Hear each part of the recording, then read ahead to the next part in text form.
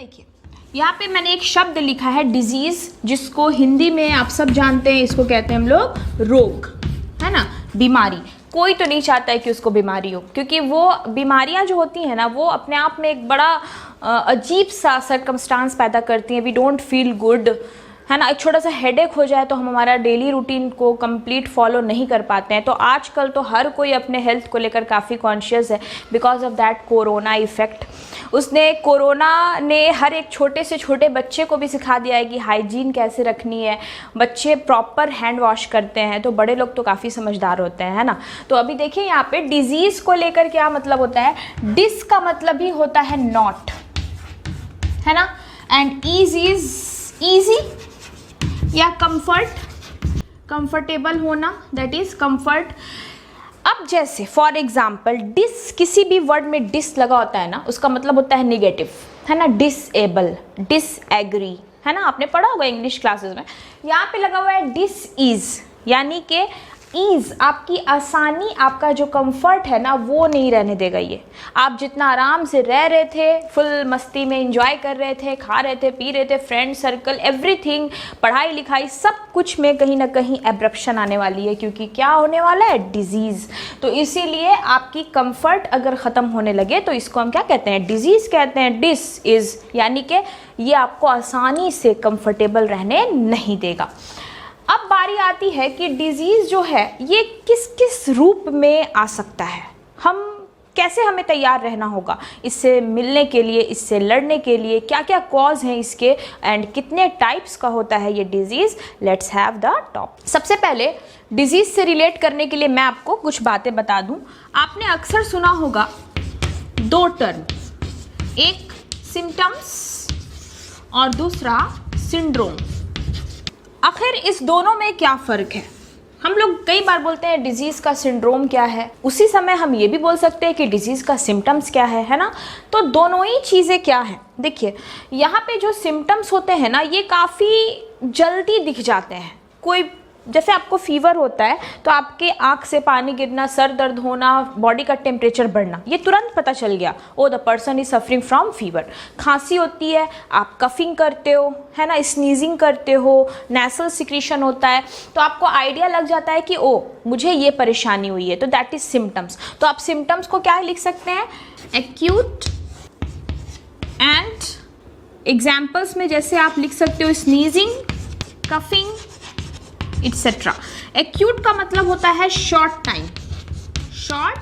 Time, यानी कि symptoms हम उसको कहते हैं, उस लक्षण को कहते हैं सिम्टम्स जो काफ़ी जल्दी बीमारी हुई और तुरंत जाहिर हो जाए कि आप बीमार हो गए हैं, काफ़ी तुरंत अपने आप को एक्सप्रेस कर देता है, that is known as symptoms. लेकिन सिंड्रोम जो होते हैं ना, वो कई सारे सिम्टम्स को मिला दे अगर हम, तो वो सिंड्रोम कहलाता है, ठीक है। अब जैसे फॉर एग्जाम्पल ये क्या हो जाएगा, ये क्रॉनिक हो जाएगा। क्रॉनिक मीन्स लॉन्ग टाइम, और आप इसको ग्रुप ऑफ सिम्टम्स भी कह सकते हो, ग्रुप ऑफ सिम्टम्स, है ना।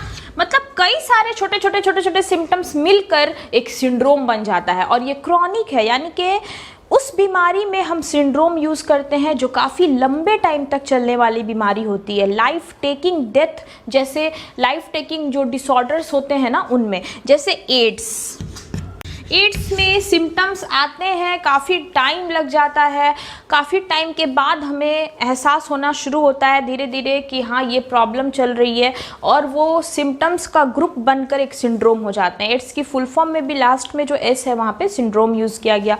जैसे कैंसर डिजीज़, है ना, तो काफ़ी लॉन्ग टाइम के बाद जाहिर होगा, और ये काफ़ी भयानक होते हैं और ये काफ़ी ज़्यादा टाइम ले लेते हैं। तो इसीलिए हम लोग वहाँ पे उस बीमारी के फेवर में क्या यूज़ करते हैं, सिंड्रोम। तो symptoms is for small acute disorders, very short period के लिए जो प्रॉब्लम होती है, but syndromes are for the chronic disorders जो काफ़ी लॉन्ग पीरियड के लिए होते हैं। Okay, now we are having the types of disease. अब हम टाइप्स ऑफ डिजीज़ की बात करें तो डिजीज़ जो होता है बेसिकली वो दो तरह का है, ठीक है। इनेट, जिसको आप कॉन्जेनिटल भी कह सकते हैं, कॉन्जेनिटल, और दूसरा होता है हमारा अक्वायर्ड, है ना। तो इनेट जो डिजीज होती है, अगर इसकी हिंदी आपको चाहिए तो द हिंदी इज जन्मजात, इट इज जन्मजात रोग।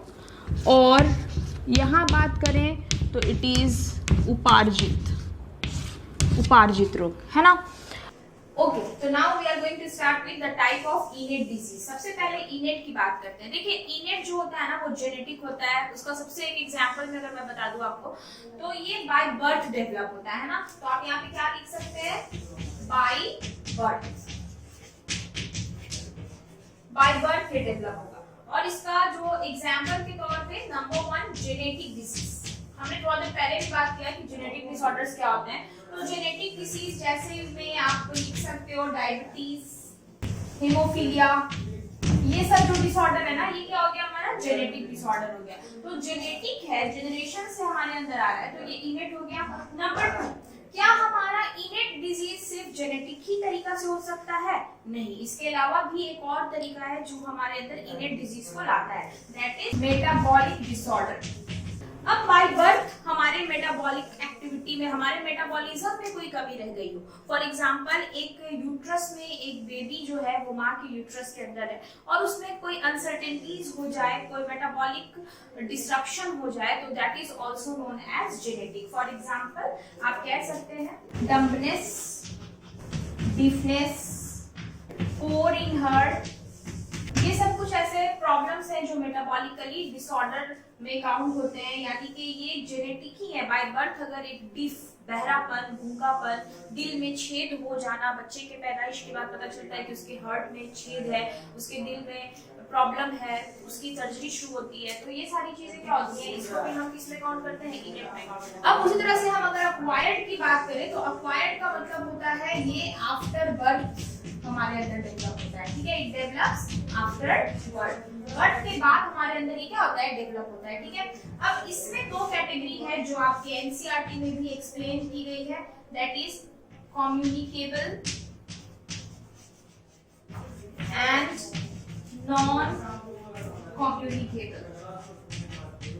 Communicable and non communicable. Communicable जो होता है इसको हम इन्फेक्शियस भी कहते हैं, you all know very well, it is also known as infectious and it is known as non-infectious।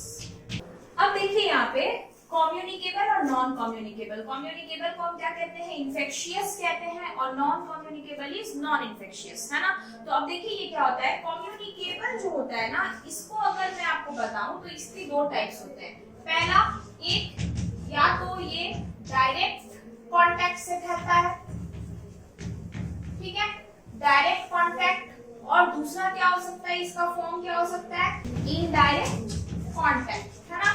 तो हमारा जो कम्युनिकेबल डिसीज है या जो इन्फेक्शियस डिसीज है, इसके फैलने का कितना तरीका हो गया, 2 हो गया, एक डायरेक्ट कांटेक्ट और एक दूसरा इनडायरेक्ट कांटेक्ट। अब मेरी बात समझिए, डायरेक्ट कांटेक्ट मतलब क्या होता है, जैसे एक छोटा बच्चा खेल रहा है और वो जमीन पर गिर जाता है, और जमीन पर गिरने से उसके जो सॉइल में जो इन्फेक्शियस एजेंट है वो डायरेक्ट उसके जर्म्स के अंदर इंटर कर जाते हैं, है ना। खेलते खेलते वो गिरा, उसके घुटने पर एक जख्म हुआ और सॉइल से कांटेक्ट, यानी कि सॉइल से डायरेक्ट कोई जर्म्स जो है वो क्या हो रहा है, उसके उस वुंड में इंटर कर जा रहा है, तो that is a kind of direct contact, है ना।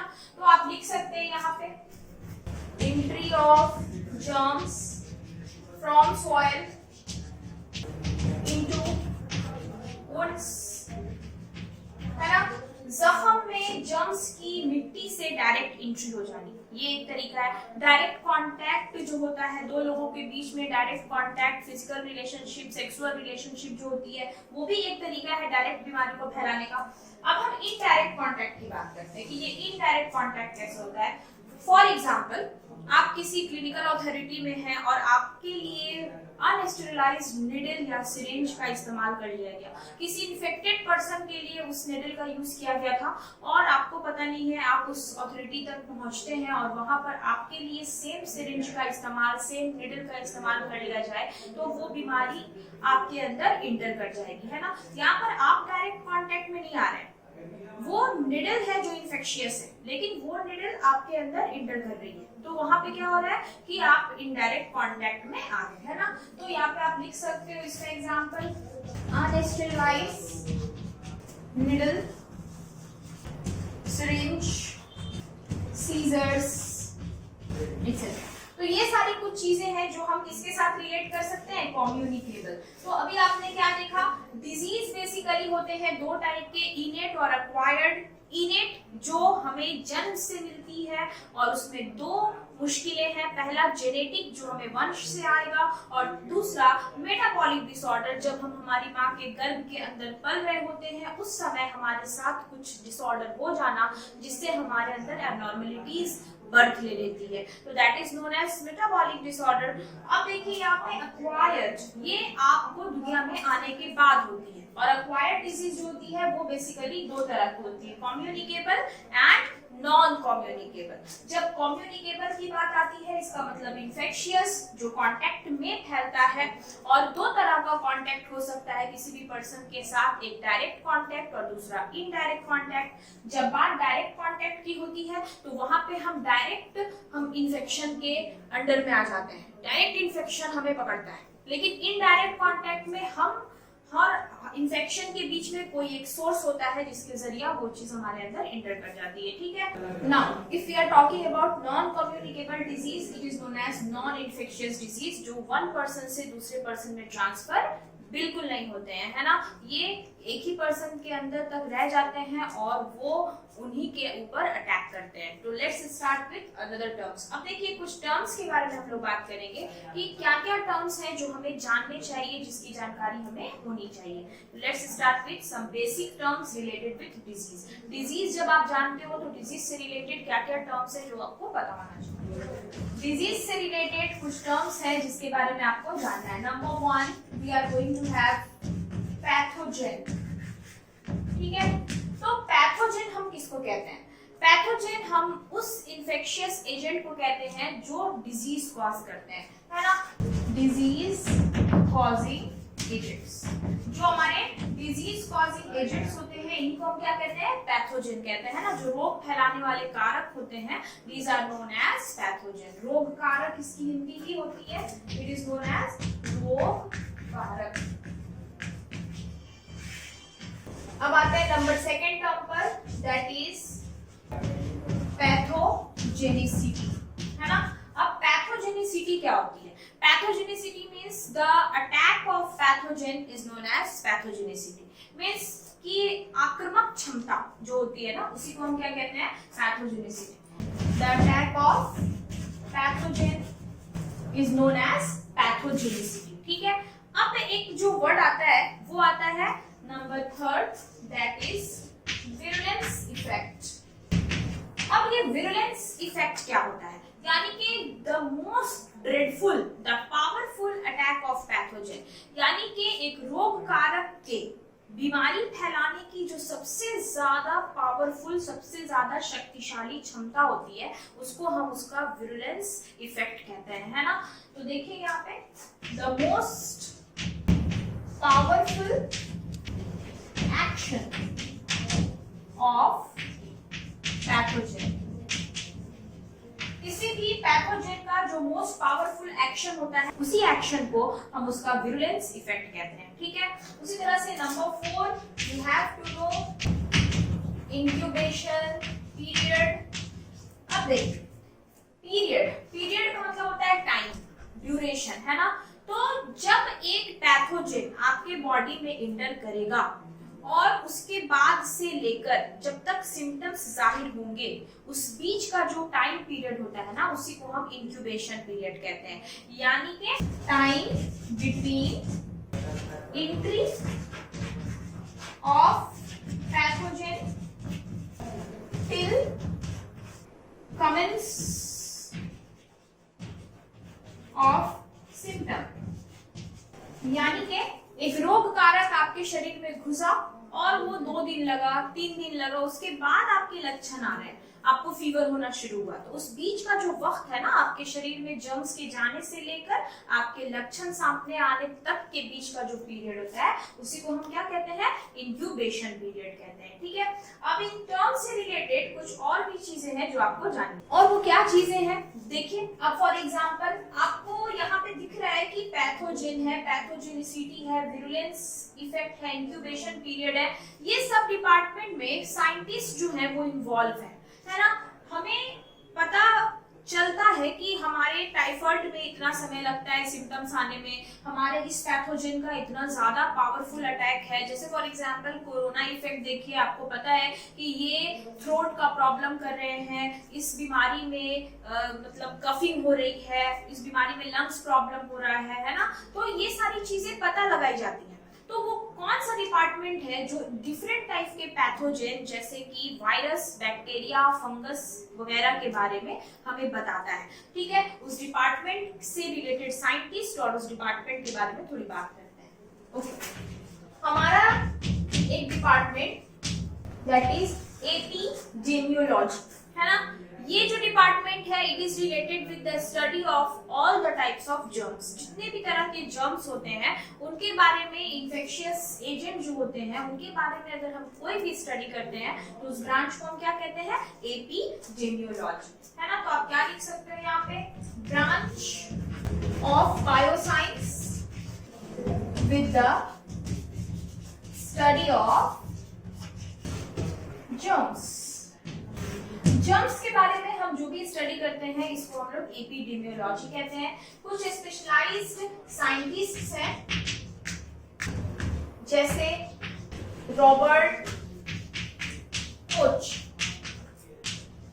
Number B Louis Pasteur, number C Robert Snow. ये कुछ रिकमेंडेड साइंटिस्ट हैं जिन्होंने हमें कई सारी बातें बताई हैं। जैसे फॉर एग्जांपल मैं अगर बात करूं जर्म्स से रिलेटेड, किस तरह के जर्म्स होते हैं, कितने तरह का इंफेक्शन है, कितने तरह के बैक्टीरियल एजेंट है, तो हमें एपिडेमियोलॉजी से सबसे ज्यादा रिलेटेड काम जिन साइंटिस्ट ने किया है वो है Robert Koch and Louis Pasteur. तो these are related with epidemiology. अब ये जो रॉबर्ट स्नो है इन्होंने काम किया है पैथोजेनिसिटी और इंक्यूबेशन पीरियड से रिलेटेड, कि किस एजेंट में कितना ज्यादा मतलब बीमारी फैलाने का पावर है और वो कितना समय लेते हैं उस तरह के सिम्टम्स को जाहिर करने में। तो हमारी जो पैथोजेनिसिटी है, पैथोजेनिसिटी एंड इंक्यूबेशन पीरियड, इन दोनों से रिलेटेड हमें रॉबर्ट स्नो ने कई सारी जानकारियां दी हैं और इन्हीं साइंटिस्ट की हेल्प से हम पढ़ने वाले हैं हमारे टाइप्स ऑफ डिजीज और उनके कॉजिंग इफेक्ट, उनके causing agent, symptoms as well as treatment if there is any. ठीक है, तो ये है हमारा फर्स्ट वीडियो और हमारी फर्स्ट टॉपिक जिसमें हमने चैप्टर का बेसिक कंप्लीट किया है कि what is all in the first paragraph, first page of NCERT we have completed with. अब हम हमारा अगला टॉपिक कंटिन्यू करेंगे in our next video that is types of disease. Okay, take care, good luck and see you tomorrow.